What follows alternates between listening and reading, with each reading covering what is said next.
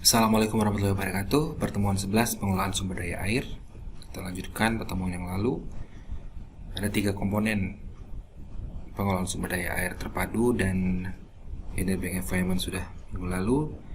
Peran-peran institusi dan pelaku sudah dibahas sedikit dan kita lanjutkan di minggu ini, dan instrumen manajemen akan kita bahas di pertemuan berikutnya. Ini adalah segitiga keseimbangan sosial, ekonomi, dan ekosistem untuk PSDA terpadu dan berkelanjutan. Nah, kita kali ini akan bahas institusi-institusi apa saja yang berkaitan dengan pengelolaan sumber daya air terpadu. Yang pertama adalah Dewan Sumber Daya Air Nasional. Nah, Dewan Sumber Daya Air ini di bawahnya ada provinsi, Dewan Sumber Daya Air Kabupaten Kota, kemudian ada 3 PSDA, wilayah sungai lintas negara, strategis nasional, lintas provinsi, lintas kabupaten kota, dan dalam kabupaten. Ini adalah struktur, bisa kamu lihat nanti lebih jelasnya di bahan slides-nya ini yang udah ada di Google Classroom. Ini struktur organisasi Dewan Sumber Daya Air Nasional, ada sekretariat, ada unsur pemerintah dan unsur non pemerintah. Ingat ya, Dewan Sumber Daya Air Nasional ini dia adalah semacam forum.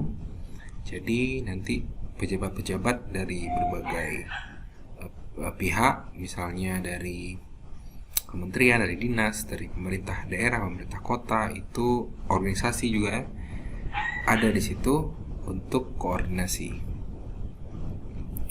Tugasnya adalah membantu presiden dalam 4 hal ini: merumuskan kebijakan nasional dan strategi pengelolaan sumber daya air, memberikan pertimbangan penetapan wilayah sungai dan cekungan air tanah, memantau dan mengevaluasi pelaksanaan tindak lanjut penetapan nomor 2 ini tadi, dan yang keempat menyusun dan merumuskan kebijakan pengelolaan sistem informasi hidrologi, hidrometeorologi, dan hidrogeologi pada tingkat nasional. Fungsinya adalah menyelenggarakan fungsi koordinasi pengelolaan sumber daya air. Caranya bagaimana? Ada 5 buah cara: konsultasi, pemantauan, konsultasi dengan pihak terkait pemberian pertimbangan, konsultasi dengan pihak terkait guna keterpaduan kebijakan, sistem informasi, dan lain-lain, pemantauan dan mengevaluasi pelaksanaan kebijakan yang sudah ditetapkan di nomor 4 ini. Dewan Sumber Daya Air Provinsi yaitu Aceh, dewansdaceh.com ini ada unsur pemerintah 14 orang, ada gubernur, kepala dinas pengairan, kepala Bapeda Aceh, dan lain-lain. Kemudian ada unsur pemerintah, ada Yayasan Lauser Internasional, Flora Forum Internasional, dan lain-lain. Kemudian ada komisi-komisi. Ada komisi pertama, Komisi Konservasi Sumber Daya Air; komisi kedua, Pendayagunaan Sumber Daya Air; komisi ketiga, Pengendalian Daya Rusak Air dan Kualitas Air; yang keempat, Komisi Kelembagaan Hukum dan Informasi. Kemudian selain Dewan Sumber Daya Air Provinsi, juga ada tim koordinasi pengelolaan sumber daya air wilayah sungai. Jadi dia membawahi wilayah sungai. Ya, ada TKPSDA, WS Pase Pesangan, ada WS Baru Klut, ada WS Tamiang Langsa, dan WS Tenom Lambeso. Institusi berikutnya adalah Kementerian PUPR. Ini cukup kompleks ya, karena kementerian dari menteri yang paling atas, kemudian ada inspektorat jenderal, ada sekretariat jenderal, kemudian ada dirjen. Ini dirjen sumber daya air yang berkaitan langsung dengan kita, dengan mata kuliah kita maksudnya. Kemudian ini badan pengembangan, badan penelitian, dan badan pengembangan SDM. Ini pengembangan infrastruktur wilayah ya. Ini juga ada pusat-pusat, ada pusat pengendalian lumpur Sidoarjo, pusat bendungan, pusat air tanah dan air baku. Nah, ini berkaitan juga dengan sumber daya air ya.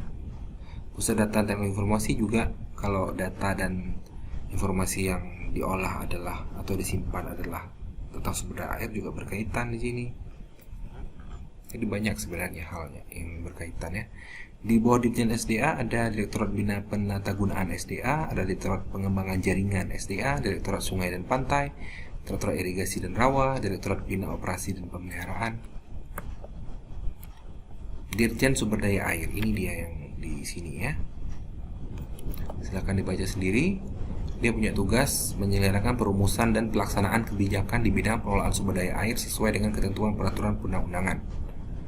Fungsinya apa saja? Merumuskan kebijakan di bidang konservasi sumber daya air, melaksanakan kebijakan tersebut, menyusun norma, standar, prosedur, dan kriteria, memberikan bimbingan teknis dan supervisi, mengevaluasi dan melaksanakan pelaporan, melaksanakan administrasi, dan fungsi-fungsi lain diberikan oleh menteri. Sistem informasi yang mungkin berguna buat kamu atau buat orang-orang yang wilayahnya dengan sumber daya air, ada SISDA, Sistem Informasi Sumber Daya Air, ada SIL, ada SIH LSDA, Sistem Informasi Hidrologi dan Lingkungan Sumber Daya Air, ada SIATAP dan lain-lain. Kamu bisa cek website Kemenpupr. Di bawah Dirjen SDA ada banyak nih ya. Wilayah-wilayah sungai yang ada di Indonesia itu semuanya punya yang namanya balai besar. Itu di bawah Dirjen SDA langsung. Jadi dia bukan di bawah dinas ya, punya berdiri sendiri. Kalau di Aceh itu Balai Wilayah Sungai Sumatera 1 yang ada di Banda Aceh. Balai Wilayah Sungai tugasnya apa? Mengelola sumber daya air di wilayah sungai. Perencanaan, pelaksanaan, konstruksi, operasi dan pemeliharaan dalam rangka konservasi dan pendayagunaan sumber daya air dan pengendalian daya rusak air. Di mana? Ya di wilayah sungai itu. Nanti di wilayah sungai kan ada sungai, pantai, bendungan, pokoknya seluruh wilayah sungai itu dikelola oleh BWS, Balai Wilayah Sungai. Fungsinya silakan dibacakan sendiri. Juga termasuk di sini pengelolaan drainase utama perkotaan, ya. Pengelolaan sistem informasi, pemberdayaan masyarakat dalam pengelolaan sumber daya air itu juga tanggung jawabnya si Balai Wilayah Sungai. Silakan dibaca sendiri. Ada yang namanya BPP SPAM, yaitu Balai Peningkatan Penyelenggaraan Sistem Penyediaan Air Minum, BPP SPAM. Jadi dia membantu pemerintah pusat dan pemerintah daerah dalam rangka meningkatkan penyelenggaraan sistem penyediaan air minum yang dilaksanakan oleh BUMN atau BUMD. Jadi misalnya kita punya PDAM, nah BPP SPAM ini dia membantu pemerintah pusat dan pemerintah daerah untuk meningkatkan penyelenggaraan sistem penyediaan air minum yang dilakukan oleh PDAM tadi. Fungsinya silakan dibaca sendiri. Ya, kita sudah di mana tadi? Di sini. Kemudian Kementerian Lingkungan Hidup dan Kehutanan. Jadi Kementerian Lingkungan Hidup dan Kehutanan juga berkaitan dengan sumber daya air. Direktorat Jenderal. Nah, ini Direktorat Jenderal. Kalau ini Planologi Kehutanan dan Tata Lingkungan berkaitan konservasi sumber daya alam dan ekosistem. Nah, ini dia yang paling berkaitan, Dirjen Pengendalian Daerah Aliran Sungai dan Hutan Lindung. Karena sudah ada istilah daerah aliran sungai. Ya, pengendalian pencemaran dan kerusakan lingkungan juga ada di sini. Perubahan iklim juga ada, Dirjen Pengendalian Perubahan Iklim berhubungan juga. Penegakan hukum lingkungan hidup dan kehutanan juga. Kemudian ya, sepertinya itu yang berhubungan. Dan inilah strukturnya. Kamu bisa lihat di bahan kamu nanti ya, mungkin kurang jelas kalau di sini. Dirjen Pengendalian DAS dan Hutan Lindung. Nanti di bawahnya ada Dirjen Pengendalian DAS dan Hutan Lindung, ada UPT, tapi juga di bawahnya ada Direktorat Perencanaan, Konservasi Tanah Air, Pembenihan Tanaman Hutan, ini mungkin nggak berkaitan langsung, Kesatuan Pengelolaan Hutan Lindung, Pengendalian Kerusakan Perairan Darat. Kayaknya ini yang paling berkaitan ya, Direktorat Konservasi Tanah dan Air.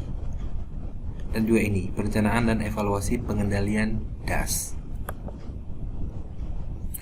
Nah, tugas Dirjen Pengendalian DAS dan Hutan Lindung adalah menyelenggarakan perumusan dan pelaksanaan kebijakan di bidang peningkatan daya dukung daerah aliran sungai dan hutan lindung. Ya.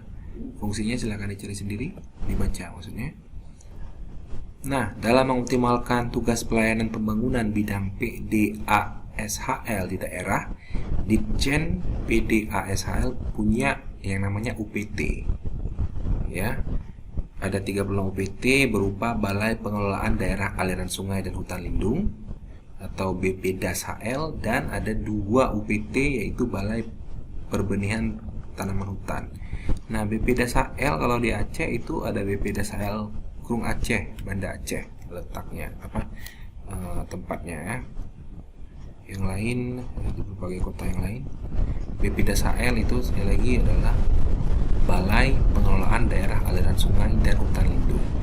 Dia memang tidak langsung tentang sumber daya air, tapi DAS. Sementara DAS itu juga tercakup semuanya, termasuk tanah, vegetasi.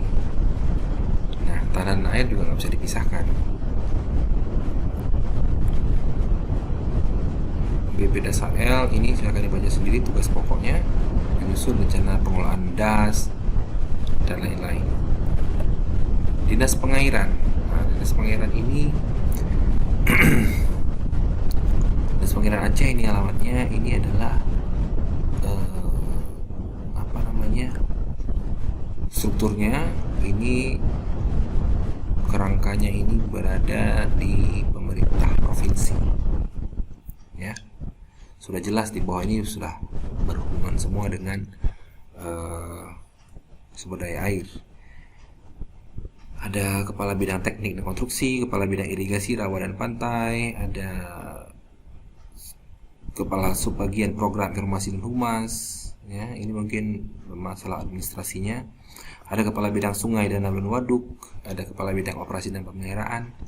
Kemudian ada UPTD, kepala UPTD sumber daya air, kepala UPTD wilayah Sungai Paseh, kepala UPTD wilayah Sungai Tamiang, kepala UPTD wilayah Sungai Tenom, kepala UPTD wilayah Sungai Baru. Tugas Dinas Pengairan Aceh adalah melaksanakan urusan pemerintahan dan pembangunan di bidang pengelolaan sumber daya air. Nah, dari yang tadi sudah kamu ikuti, ada overlapping ya. Ini pembangunan di bidang pengelolaan sumber daya air. Tadi kan ada juga tuh sumber daya air di kementerian segala macam. Nah, kalau Dinas Pengairan Aceh tentunya nanti di bawah kementerian langsung. Jadi strukturalnya ada level. Tapi ada juga yang berkaitan, misalnya BPDASAL. Nah, itu kan tugasnya itu saling terkait, ya. Kemudian ada Perum Jasa Tirta 1. Ini contoh BUMN saya ambil. Dia adalah perusahaan milik negara. Dia ngapain kerjanya? Layanan jasa air baku. Untuk apa? Pembangkit tenaga listrik, air minum, industri, pertanian, dan lain-lain. Menyediakan tenaga listrik kepada PT PLN. Jadi dia kan juga mengelola pembangkit tenaga listrik, punya listriknya itu disediakan untuk PLN. Kemudian menyediakan air permukaan untuk kebutuhan pokok sehari-hari, mengendalikan banjir dan konservasi das. Kemudian dia akan mengembangkan sistem penyediaan air minum dan sanitasi untuk keperluan rumah tangga. Jadi BUMN yang mengelola di ini nggak semua daerah, ini hanya di daerah tertentu. Sekarang ini di mana ya letaknya? Di Jawa nih, di wilayah Sungai Bengawan Solo. Nah, di Jawa ya. Baik, sekian, terima kasih. Assalamualaikum warahmatullahi wabarakatuh.